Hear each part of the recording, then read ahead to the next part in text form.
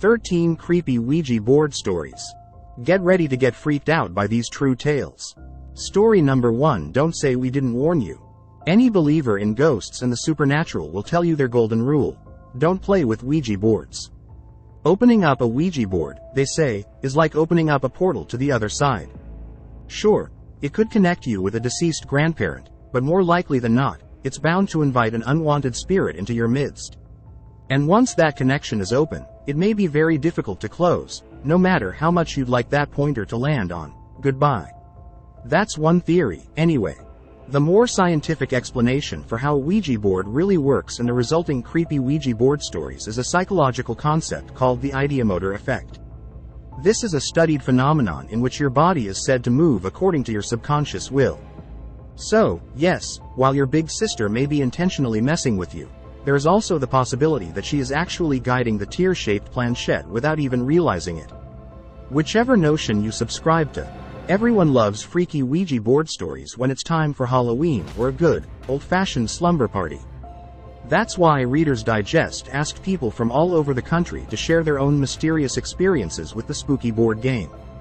Judge for yourself whether they are childish pranks or sinister seances. Then check out these scary Halloween stories that really happened. Story number 2. Hexed. Justin played with a Ouija board one day with several of his friends. They asked questions, but instead of the planchette moving to certain letters, it began to move in a strange pattern. It went to all 4 corners of the board and made an X, the 32-year-old New Jersey resident tells Reader's Digest. Then it just went in circles. The next time he used the board, it was with a different friend at his house. Again, the planchette moved in the same strange pattern. I felt like it was some kind of hex, he continues. Later that night when he was sleeping, he felt a forceful hand grab his arm and wake him up. Everyone else in the house was sound asleep. Looking for a less freaky foray into the supernatural? Try these witch movies that will put a spell on you. Story number 3. A ghastly glitch. Abby was in her room one night after playing with a Ouija board earlier that day. As she was getting ready for bed, her computer screen changed from black to blue. It turned on by itself. She turned the computer off. Again, the computer clicked itself back to life. Anxious, Abby unplugged the computer completely, and then the unpowered computer started back up again. She buried the Ouija board in her backyard that same night. If you don't particularly want a Ouija board story of your own, these Halloween party games will get you in the spooky spirit, without the actual spirits. Story number 4. Solo play. Most people play with a Ouija board in groups, or at least with one other person. But Oceana wanted to try to use it on her own. She put her hands on the pointer and asked questions, but nothing happened. She took her hands off of the pointer and was about to put the game away when the planchette began to move around on its own. I'll never try that again, says the 30-year-old from New Jersey. Story number 5. The Open Circle. When Vince, now 30, was a child, one of his friends goaded him into playing with a Ouija board in his basement.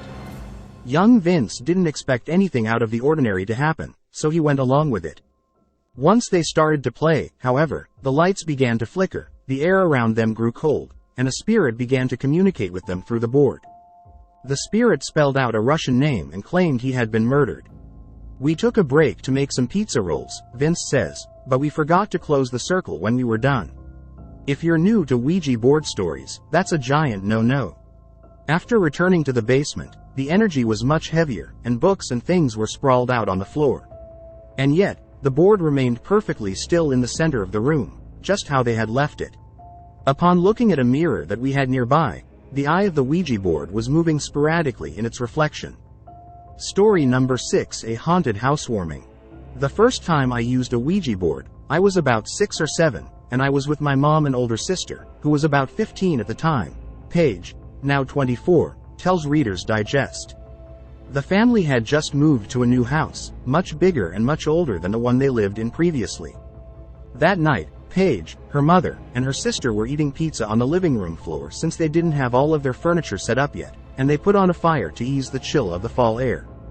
After dinner, her sister pushed her mom to let them play with their old Ouija board. As we were using it, Paige recounts, a box in the living room that had some books in it literally flew across the room. Shortly after that, the fire inexplicably went out, and their mother was so shaken that she took the girls to their grandmother's house to spend the night. If this story doesn't convince you to skip the Ouija board and opt for one of these Halloween movies for kids instead, we don't know what will. Story number 7: Summer Camp Scare. Ouija board stories don't necessarily have to involve the professionally packaged toy.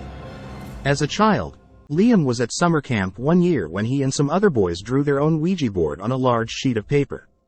As soon as we started using it, he says, we heard knocking coming from inside one of the lockers. Yikes. Side note. As any scary movie aficionado knows, never check out those sorts of suspicious noises. If you need a refresher on that, watch a few of these Halloween movies on Hulu.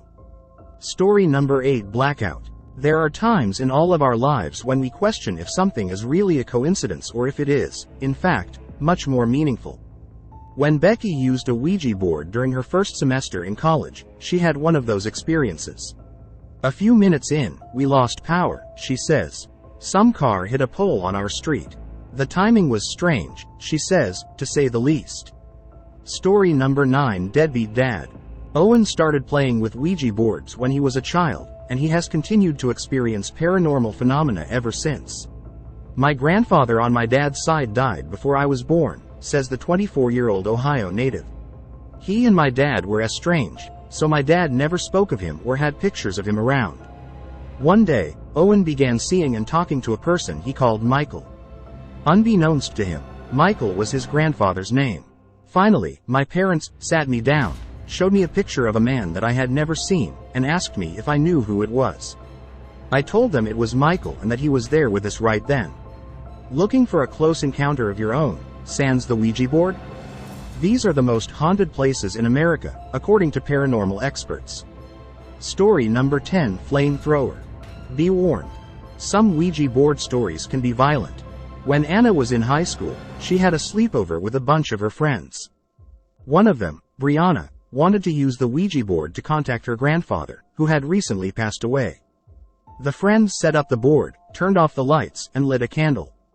They called upon the spirit of the grandfather, but when they did, the candle suddenly threw itself directly at Anna.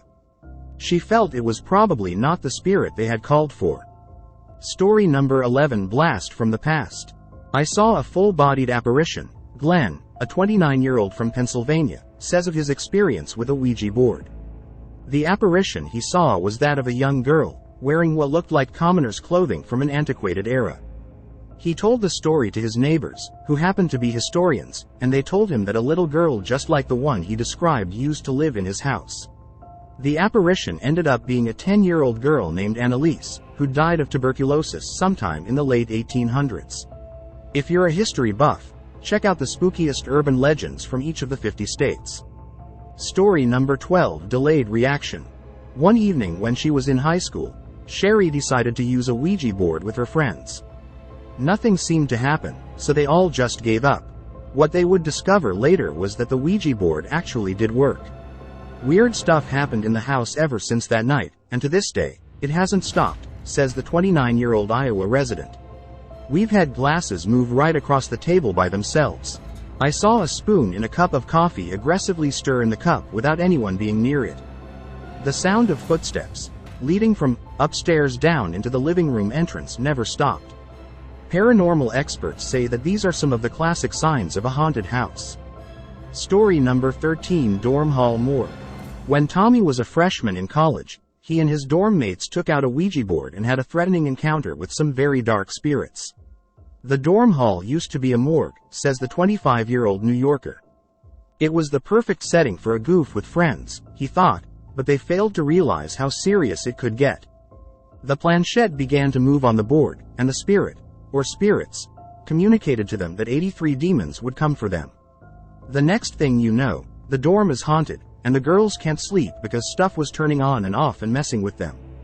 So they had a priest come in to bless the room. It was good afterward. He adds, "That's why I don't mess with Ouija boards anymore." The end.